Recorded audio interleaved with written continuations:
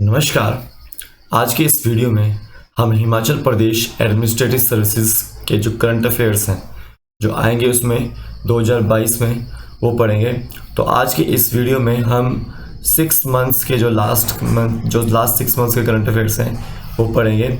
ये आपको नायब तहसीलदार एग्ज़ाम में और अलाइड सर्विस एग्ज़ाम में और Himachal Pradesh administrative services exam में आपको देखने को मिल सकता है कहीं ना कहीं करंट अफेयर्स। सो देखिएगा, इसको लास्ट तक स्किप मत कीजिएगा।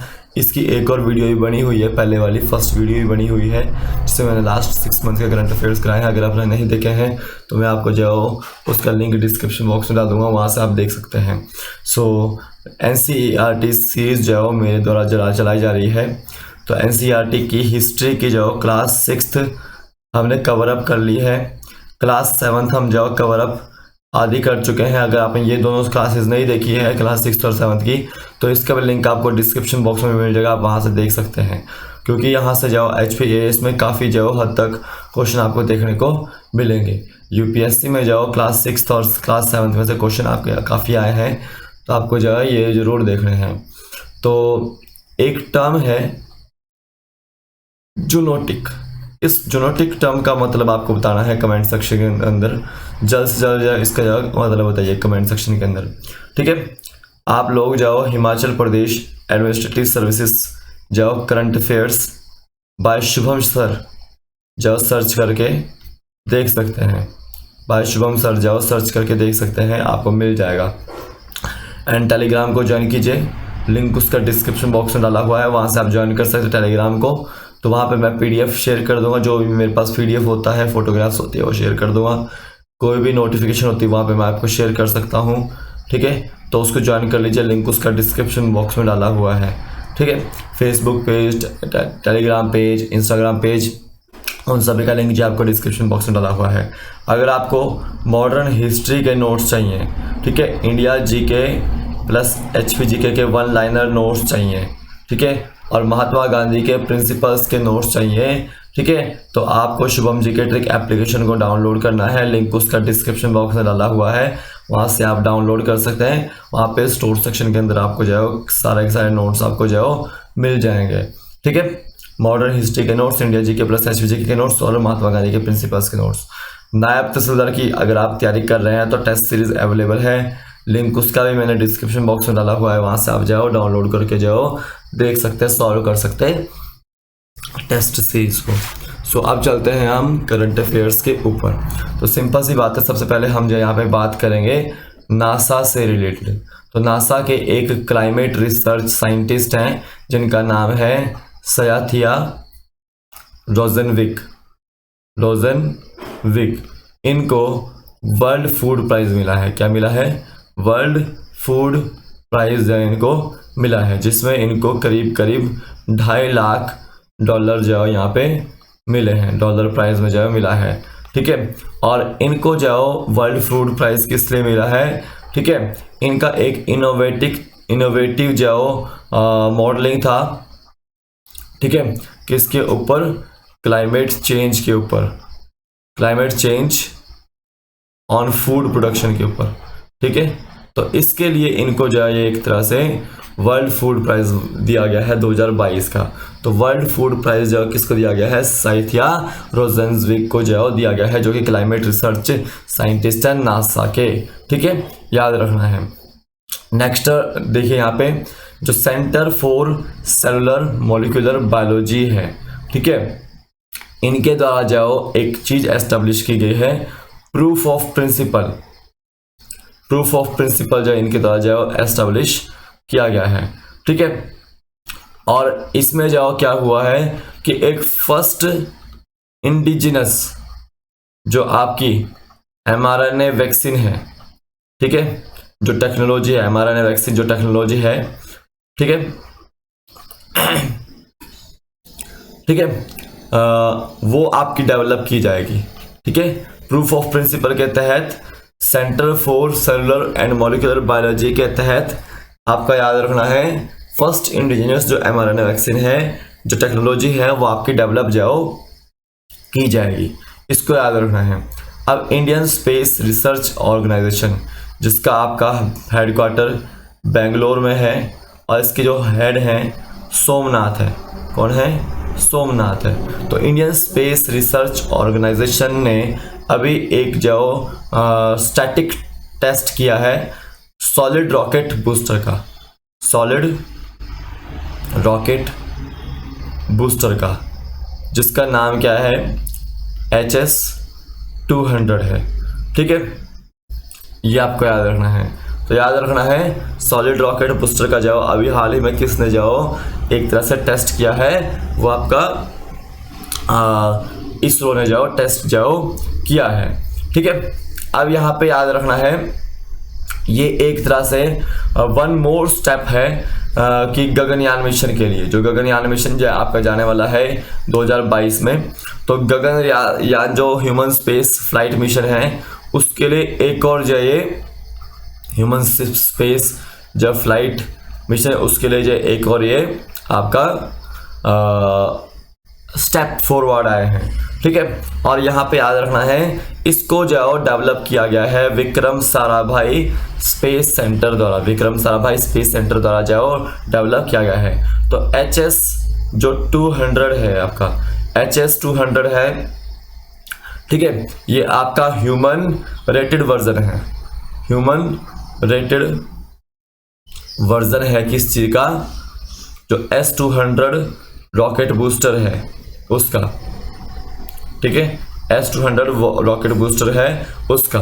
और यहाँ याद रखो इसको हम जाओ जो जियो सिंक्रोनस लाइट व्हीकल है आपका MK3 उसमें यूज़ करेंगे। तो याद रखो गगनयान मिशन के लिए कौन सा जाओ व्हीकल जाने वाला है? जियो सिंक्रोनस लाइट व्हीकल जाओ MK3 जाओ जाने वाला है। ठीक है, और इसको हम जाओ LVM-3 भी बोलते हैं। क्या बोलते हैं इसको? LVM-3 भी जाओ बोलते हैं। ठीक है, तो GSLV MK3 और LVM-3 गगनयान मिशन के लिए जो यूज किया जाएगा। तो HS-200 क्या है? एक तरह से वर्ल्ड का सेकंड लार्जेस्ट ऑपरेशनल बूस्टर है। क्या है? वर्ल्ड का जो सेकंड लार्जेस्ट ऑपरेशनल बूस्टर है। और इसमें यूज किया जाएगा सॉलिड प्रोपेलेंट को जो यूज किया जाएगा, सॉलिड प्रोपेलेंट को उसमें जाओ यूज किया जाएगा। इसको याद रखना है। ठीक है, अब आगे चलते हैं थोड़ा सा। वर्ल्ड इकोनॉमिक फोरम, ठीक है, उसकी मीटिंग कहाँ होती है? हर साल दाओस स्विट्जरलैंड में होती है। तो इस साल भी जो वर्ल्ड इकोनॉमिक फोरम की जो मीटिंग हुई थी दाओस स्विट्जरलैंड में। ठीक है, और उसमें हमारा जो मिनिस्टर ऑफ पेट्रोलियम है, कौन है? Ministry of petroleum and natural gas, वो वहाँ पे जाओ शिरकत किए थे। ठीक है, कौन है हमारे ministry of petroleum and natural gas? Hardeep Singh Puri, Hardeep Singh Puri. ठीक है, तो इनके द्वारा बोला गया था कि इंडिया जो है वो ग्रीन हाइड्रोजन की ओर एमर्ज जाओ कर रहा है। ग्रीन हाइड्रोजन एक तरह से प्योर फ्यूल है। ठीक है, प्योर फ्यूल है। और याद रखना है तो देखिए ग्रीन हाइड्रोजन का मतलब क्या है कि कलरलेस है एक तरह, एक तो ये, दूसरा ऑर्डरलेस फ्यूल है, तीसरा टेस्टलेस फ्यूल है। क्या है ये? टेस्टलेस। चौथा नॉन टॉक्सिक फ्यूल है ये, एंड हाईली कंबस्टिबल जाओ आपका एक तरह से ये फ्यूल है। ठीक है, और इसमें जो हाइड्रोजन एक तरह से यूज हो रहा है जो कि एक तरह से लाइटेस्ट है। कैसा है? लाइटेस्ट है और सिंपलेस्ट है और मोस्ट अबंडेंट है। मोस्ट अबंडेंट आपका हाइड्रोजन होता है। ठीक है, याद रखना है। तो आपका ग्रीन कलर इसका होने से तो इसको क्या बोला गया यहाँ पे? ग्रीन हाइड्रोजन जो यहाँ पे बोला गया। ठीक है, ये आपको याद रखना है। ठीक है, अब यहाँ पे याद रखना है ग्रीन हाइड्रोजन से हम जाओ आपका इलेक्ट्रिसिटी प्रोड्यूस कर सकते हैं और साथ ही साथ आपका जाओ एक तरह से व्हीकल्स में इसका जो यूज़ कर सकते हैं। और एक तरह से ये ग्रीन हाउस गैस का जाओ काम नहीं करेगी। ये सिंपल सी बात याद रखनी है। ठीक है, जो कि एमिट नहीं करती है ग्रीन हाउस गैस, तो आपका कौन सा है? वो आपका प्रोडक्ट ग्रीन हाइड्रोजन है। ठीक है, ये आपको याद रखना है। तो ग्रीन हाइड्रोजन को हम जो इलेक्ट्रोलाइसिस से जो प्रोड्यूस कर सकते हैं, रिन्यूएबल सोर्स ऑफ एनर्जी को यूज़ करके जो प्रोड्यूस कर सकते हैं, जैसे सोलर एनर्जी, विंड एनर्जी को जो यूज़ करके जो हम इसको जो प्रोड्यूस कर सकते हैं। आपको याद रखना है यहाँ पे इम्पोर्टेंट फैक्ट क्या है इसका, कि जो ऑयल इंडिया लिमिटेड है उसने अभी हाल ही में 99.99% जो प्योर ग्रीन हाइड्रोजन जो प्लांट है उसको इनॉग्रेट किया है जोरहाट असम में। कहाँ पे? जोरहाट असम में। याद रखना है आपको, ठीक है, यहाँ पे याद रखना है। अब आगे चलता हूँ थोड़ा सा, कि एक मंकी की न्यू स्पीशीज फाउंड की गई है। मंकी की न्यू स्पीशीज जो फाउंड की गई है अरुणाचल प्रदेश में। कहाँ पे? अरुणाचल प्रदेश में। तो उसका मंकी का जो साइंटिफिक नेम क्या है उस स्पीशीज का? तो सेला मकाका उसका जो साइंटिफिक नेम है, मकाका सेलाई। याद रखना है, ठीक है। और ये जूलॉजिकल सर्वे ऑफ इंडिया द्वारा जो खोजी गई है एक न्यू प्राइमेट जो ये स्पीशीज है, ठीक है। और इसमें जो जूलॉजिकल सर्वे के साथ साथ यूनिवर्सिटी ऑफ कलकत्ता भी थी शामिल। याद रखना है। तो मंकी की न्यू स्पीशीज कौन सी खोजी गई है? सेला मकाका सेलाई, इसको ही बोला जा रहा है। तो अरुणाचल प्रदेश में जाइए खोजी गई है, इसको आपने याद रखना है। क्वेश्चन आपको आ सकते हैं, छोटे छोटे साइंस एंड टेक के क्वेश्चन हैं थोड़े से। अब यहाँ पे बात करते हैं nuclear power corporation of India limited की, ठीक है। याद रखना है। अब इनके द्वारा जो एक प्रोग्राम है, ठीक है, एडवांस्ड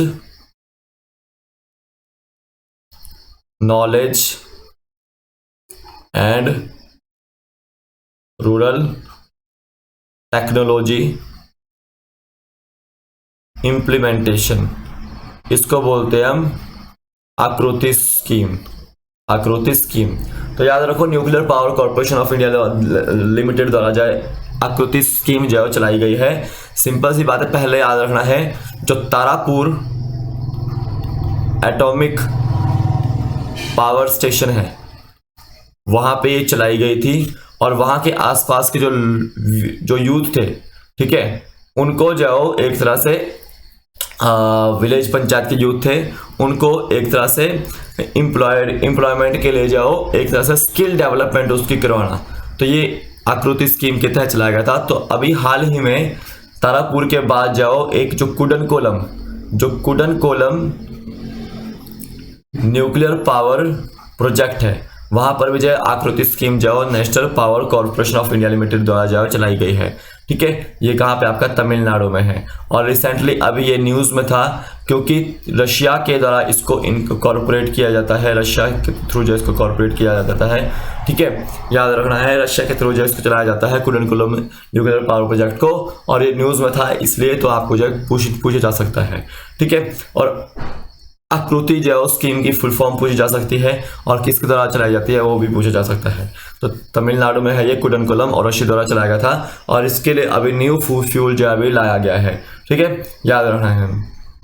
अब आके चलते हैं आपके, ठीक है, 4 metre international liquid mirror telescope, ठीक है, जिसको अभी हाल ही में जाओ जो गढ़वाल रीजन है उत्तराखंड का, ठीक है, वहां पे सेटअप किया गया था, ठीक है। 4 मीटर जाओ इंटरनेशनल लिक्विड मिरर टेलीस्कोप है गढ़वाल यूके में जो इसको सेटअप किया गया था। तो इसने जाओ कुछ या आपको याद रखना है सर्वे और कुछ जो इमेजेस को जाओ रिकॉर्ड किया है, ठीक है, जिसमें आपकी जाओ फर्स्ट लाइट यहाँ पे बोला गया, उसको क्या बोला गया है? फर्स्ट लाइट यहाँ पे बोला गया है, ठीक है। और उसमें जाओ कुछ फिनोमेना जैसे सुपरनोवा के जो फिनोमेनाज हैं उसको जो इसने जाओ रिकॉर्ड किया है। और जो डेब्रिस होता है मीटियोराइट्स का उसको इसने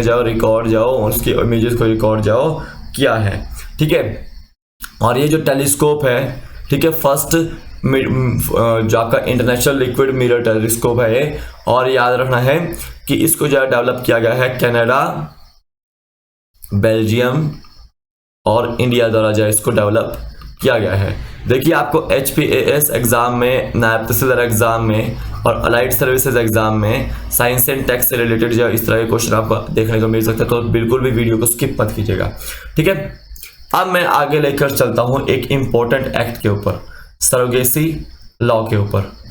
सरोगेसी लॉ के ऊपर पहले तो हम सरोगेसी लॉ के बारे में जानेंगे। तो सरोगेसी लॉ रेगुलेशन एक्ट, ठीक है, 2021 में इंट्रोड्यूस किया गया था, ताकि जो अनइथिकल प्रैक्टिसेस होती है जो कि सेक्स सिलेक्शन से रिलेटेड होती है, ठीक है, सरोगेट मदर्स से रिलेटेड, तो उसको कोई वायलेट ना करे। तो सरोगेसी आपका जो लॉ है या रेगुलेशन एक्ट है 2021 में जो आपका इंट्रोड्यूस किया गया था, ठीक है। यहाँ पे सरोगेसी के बारे में इतना याद रखो कि होता क्या है। मान लो ये कपल है, ये मेल है और ये फीमेल है, इनके पास जाओ चाइल्ड की प्रॉब्लम होती है, यानी कि ये आपकी अनफर्टाइल फीमेल है, तो ये क्या कर सकता है, किसी अपनी रिश्तेदार फीमेल के थ्रू, ठीक है, एक जाओ बेबी ले सकता है with the help of surrogacy, यानी कि इन दोनों का सीमन इसके अंदर इंट्रोड्यूस करवा सकते हैं और इसके अंदर जाओ बच्चे को प्रोड्यूस करवा सकते हैं, ठीक है, एंड वापस उसको जाओ गेट कर सकते हैं। तो ये सरोगेसी होती है। क्या होती है? सरोगेसी होती है। तो आजकल काफ़ी सारी ऐसी टेक्निक्स चल गई हैं सरोगेसी से रिलेटेड। तो सिंपल सी बात है, ये रूल्स वायलेशन ना हो, यहाँ पे जो वो रूल्स बनाए गए हैं वो वायलेशन ना हो, तो इसके लिए जो सरोगेसी लॉ रजिस्ट्रेशन एक्ट जो लाया गया है, ठीक है, ये आपको याद रखना है। अब सिंपल सी बात है, यहाँ पे याद रखना है सरोगेसी लॉ में असल में है क्या, कि ये जो वुमेन होनी चाहिए वो इनकी रिलेटिव होनी चाहिए, ठीक है, रिलेटिव होनी चाहिए। दूसरा याद रखना है, इस वुमेन की एज जो 25 से 35 साल के बीच में होनी चाहिए। क्या होनी चाहिए? 25 से 35 साल के बीच में होनी चाहिए। तीसरा याद रखो, ये मैरिड होनी चाहिए, ठीक है, ये सारे के सारे मैरिड जाओ होने चाहिए, ठीक है, ये आपको याद रखना है, ठीक है, ये आपको याद रखना है, ठीक है, ये इसको आपको याद रखना है। अब एक चीज आपको यहाँ पे बोली गई है कि ये जो कपल है आपको 25 से 35 साल के बीच में होना चाहिए, और ये आपकी अगर वुमेन विडोड है या डाइवोर्सी है तो उसकी एज जाओ 35 से 45 के बीच में होनी चाहिए, ठीक है, ठीक है। और यहाँ पे बोला गया है जो सिंगल मैन है वो आपका एलिजिबल नहीं है, ठीक है। तो सरोगेसी लॉ को आपने याद रखना है। रेगुलेशन एक्ट को जो 2021 में जो इंट्रोड्यूस किया गया था, इसमें क्या क्या प्रोविजंस थे वो मैंने आपको बता दिया है। अब मैंने आपको बताना है मंकी पॉक्स वायरस के बारे में। मंकी पॉक्स वायरस के बारे में रिसेंटली न्यूज़ में है, और ये जूनोटिक वायरस है। कैसी है? ये जूनोटिक डिजीज़ है। मैंने आपसे पूछा है कमेंट सेक्शन में जूनोटिक डिजीज़ क्या होता है। असल में जूनोटिक डिजीज़ क्या होता है? ऐसी डिजीज़ जो स्प्रेड होती है एनिमल्स टू ह्यूमंस, उसको क्या बोलते हैं आप? जूनोटिक डिजीज़ बोलते हैं। ऐसी डिजीज़ जो स्प्रेड होती है वो आपकी एनिमल्स से ह्यूमंस में, उसको क्या बोलते हैं आप? जूनोटिक डिजीज़ बोलते हैं। तो सिंपल सी बात आपको याद रखनी है, मंकी पॉक्स वायरस क्या है? एक तरह से जूनोटिक डिजीज़ है, और आपका ये आइडेंटिफाई किया गया है अभी, ठीक है, नाइजीरिया में, ठीक है, नाइजीरिया में। और याद रखना है ये एंडेमिक अभी जो घोषित किया गया है, और काफ़ी सारे देशों में जो इस जो फैल चुका है। तो ये मंकी पॉक्स वायरस जो है आपका किस फैमिली का है? मेंबर फैमिली का है। ये पॉक्स वायरिडी जो आपका फैमिली का है, पॉक्स वायरिडी फैमिली का है, ठीक है। ऑर्थो पॉक्स वायरस है ये, पॉक्स वायरस जीनस है ये, ठीक है, ऑर्थोपॉक्स वायरस जीनस ये आपको देखने को मिलता है, और पॉक्स वायरिडी जो फैमिली का ये होता है, ठीक है, याद रखना है। बोला गया है कि जो मंकी पॉक्स वायरस है वो आपका एनिमल से आया है, मंकी से आया। किससे आया है? मंकी से आया है, या एप्स जिसको बोलते हैं, उनसे ये आया हुआ है, ठीक है, याद रखना है। देखिए पहला आउटब्रेक कब हुआ था इसका? 1958 में हुआ था, ठीक है, जो कहाँ हुआ था? आपका डेमोक्रेटिक रिपब्लिक ऑफ कॉन्गो में पहला आउटब्रेक हुआ था इसका, और 1970 में आपको ये ह्यूमंस में आपको देखने को मिला था। 1970 में आपको ह्यूमंस में देखने को ये मिला था, ठीक है। 2017 में नाइजीरिया में ये बढ़ना स्टार्ट हुआ, उन्होंने जो आपका एक्सपीरियंस किया है ये, ठीक है। और आफ्टर 40 ईयर्स के बाद जो ये आउटब्रेक देखने को आपको मिला है, ठीक है, ये आपको याद रखना है। और जितनी भी वेस्ट और सेंट्रल अफ्रीकन कंट्रीज़ है वो इससे अफेक्टेड हुई हैं, ठीक है। वेस्ट और सेंट्रल अफ्रीकन कंट्रीज़ है वो इससे इफेक्टेड जाओ हुई है। तो सिंपल याद रखना है कि 47 म्यूटेशंस अभी आपको देखने को मिली है इसके अंदर। कितनी म्यूटेशंस? 47 म्यूटेशंस। म्यूटेशन का मतलब क्या होता है कि ऐसी वेरिएशंस जिसमें कोई डिफेक्ट आ जाए, एरर आ जाए, तो वो म्यूटेशन होती है, उसको हम वेरिएशन जो नहीं बोलते हैं। कोई ऐसा चेंज आ जाए जिसमें जो डिफेक्ट देखने को मिल जाए तो आपको 47 म्यूटेशंस यहाँ पे देखने को मिल रही है, ठीक है। ये आपको याद रखना है, ठीक है, ये आपको याद रखना मंकी पॉक्स वायरस के बारे में 47 म्यूटेशंस आपको देखने को मिल रही है। अब आगे चलता हूँ थोड़ा सा, और कि अभी हाल ही में IISc बेंगलुरु ने रिपोर्ट किया है मिनी प्रोटीन्स, ठीक है। और ये मिनी प्रोटीन्स जो आपके कोविड-19 से फाइट कर सकते हैं। किससे फाइट कर सकते हैं? कोविड-19 से जाओ फाइट कर सकते हैं।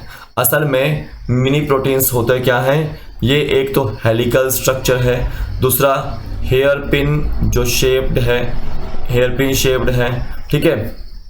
और ये पेप्टाइड्स हैं। क्या है ये? पेप्टाइड्स हैं, ठीक है। और ये एक तरह से एक दूसरे के साथ पेयरिंग कर सकते हैं और एक डाइमर जो है ये बना सकते हैं। जब दो पेप्टाइड्स आपके मिलते हैं तो क्या बनता है? आपका डाइमर जो है वो बनता है, ठीक है। ये आपको याद रखना है। तो ये जो बंडल है आपका दो आइडेंटिकल फेसेस का, इसके पास हाई एफिनिटी होती है, ठीक है। और एक्सट्रीमली ये डिफिकल्ट होता है डीनेचर करना, ठीक है। बस ये समझिए कि आपका ये एक तरह से टारगेट की तरह काम करेगा कोविड-19 के अंदर, और उसके वायरस के जो सेल्स है उसको जो सप्रेस जाओ कर देगा, ठीक है।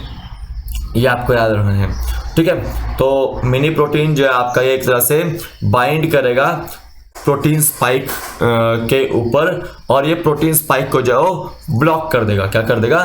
ब्लॉक कर देगा। तो IISc जो बेंगलुरु है उन्होंने मिनी प्रोटीन्स के भी जो हाल ही में खोज किया। इतना आपको इंपॉर्टेंट याद रखना है एग्जाम पॉइंट ऑफ व्यू से, ठीक है, याद रखना है। अब यहाँ पे याद रखो जो 10 रेयर पिग्मी हॉग्स की जो स्पीशीज है वो अभी जाओ हाल ही में इंट्रोड्यूस किए गए हैं असम के मानस नेशनल पार्क में, ठीक है। पिग्मी हॉग्स 10 रेयर जो पिग्मी हॉग्स है वो अभी हाल ही में असम के मानस नेशनल पार्क में जो इंट्रोड्यूस जो की गई है। देखो, वर्ल्ड का smallest and rarest wild pig होता है ये, ठीक है। और ये आपका हाईली थ्रेटन्ड है और एक्सटिंक्शन के कगार पर है। तो अभी इसको हाल ही में जो रिलीज किया गया है असम के मानस नेशनल पार्क में, ठीक है। थर्ड री इंट्रोडक्शन हुआ है इसका, ठीक है। और पिग्मी हॉग कंजर्वेशन प्रोग्राम के तहत इसका जो इंट्रोडक्शन जो किया गया है, ठीक है। इससे पहले 2020 में 14 जो इंट्रोड्यूस किए गए थे और 2021 में 12 किए गए थे, ठीक है। तो अभी जो 10 पिग्मी हॉग्स का जो 2022 में इंट्रोडक्शन जो किया गया है, ठीक है। तो प्रोग्राम के तहत पिग्मी हॉग कंजर्वेशन प्रोग्राम के तहत करीब करीब 60 पिग्मी जो हॉग्स हैं उनको 2025 तक जो रिलीज करना है। क्या करना है? रिलीज जो करना है, ठीक है। तो ये पिग्मी हॉग जो कंजर्वेशन प्रोग्राम जो बिगिन हुआ था वो 1996 में हुआ था, याद रखना है। और उस समय 2 मेल्स एंड 4 फीमेल्स को जो कैप्चर करके बानसबारी जो रेंज है आपका असम में वहाँ पे जाओ रिलीज किया गया था। एक और याद रखना है, ओरांग नेशनल पार्क, ये कहाँ पर है? आपका असम में है, ठीक है। और याद रखना है एक आपको याद रखना है सोनाई रुपाई जो वाइल्ड लाइफ सेंचुरी कहाँ पर है, ये आपकी असम में है। ठीक है, एक याद रखना है, बरनाड़ी वाइल्ड लाइफ सेंचुरी कहाँ पर है, ये भी आपकी असम में है। ये न्यूज़ में थी, इसलिए आपको इम्पोर्टेंट है एग्जाम पॉइंट ऑफ व्यू से। ठीक है, अब एक और याद रखना है आपको, Stockholm international peace research institute, SIPRI जिसको बोलते हैं, सिप्री जिसको बोलते हैं। तो इन्होंने अभी हाल ही में एक ईयर बुक जो रिलीज की है फ्यू डेज एगो ही।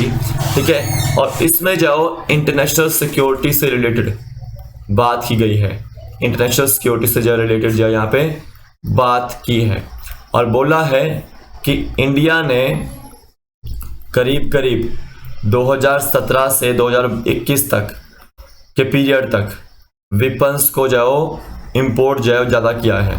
ठीक है, टॉप इंपोर्टर जो आपका इंडिया रहा है। ठीक है, याद रखना है। अब सिंपल सी बात याद रखना है कि इंडिया के पास न्यूक्लियर बॉम्ब कितने हैं, न्यूक्लियर जो वेपन्स कितने हैं, तो 160 के आसपास न्यूक्लियर वेपन्स हैं। पाकिस्तान के पास आपके 165 के आसपास बताए गए हैं। तो पाकिस्तान और इंडिया जो मेजर इंपोर्टर रहे हैं इन चीज़ों के, Stockholm international peace research institute के मुताबिक। ठीक है, अभी याद रखना है, वेस्टर्न घाट जो है आपका, जिसको हम क्या बोलते हैं, सह्याद्री बोलते हैं। ठीक है, महाराष्ट्र में वहाँ पे रिपोर्ट किया गया है। ठीक है, कार्निवोरस लैंड स्नेल को, किसको, लैंड स्नेल को। ठीक है, इस लैंड स्नेल का नाम क्या है, हैप्लोटाइचियस, हैप्लोटाइचियस सह्याद्रियंसिस, इसको जो है नाम दिया गया है। ठीक है, याद रखना है। और ये एक तरह से थर्ड आपका जो मेंबर है जीनस हैप्लोटाइचियस का। ठीक है, याद रखना। इससे पहले भी जो काफ़ी सारे जो कार्निवोरस लैंड स्नेल की जो स्पीशीज जो खोजी गई है, लेकिन ये जो नई स्पीशीज जो खोजी गई है वेस्टर्न घाट्स में, महाराष्ट्र में, कार्निवोरस लैंड स्नेल की। इसका आपको जो है नाम याद रखना है, साइंटिफिक नेम। ठीक है, याद रखना है। ठीक है, याद रखना है।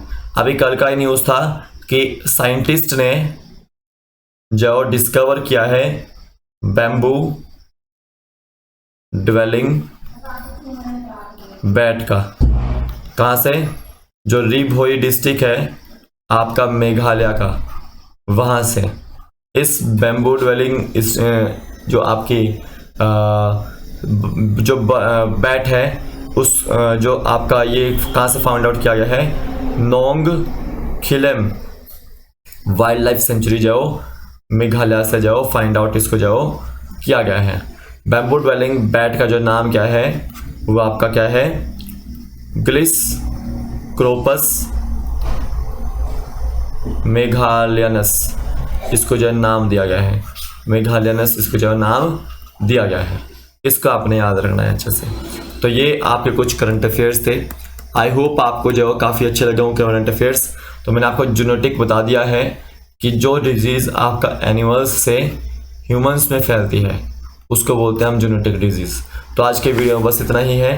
कल फिर मिलता हूँ एक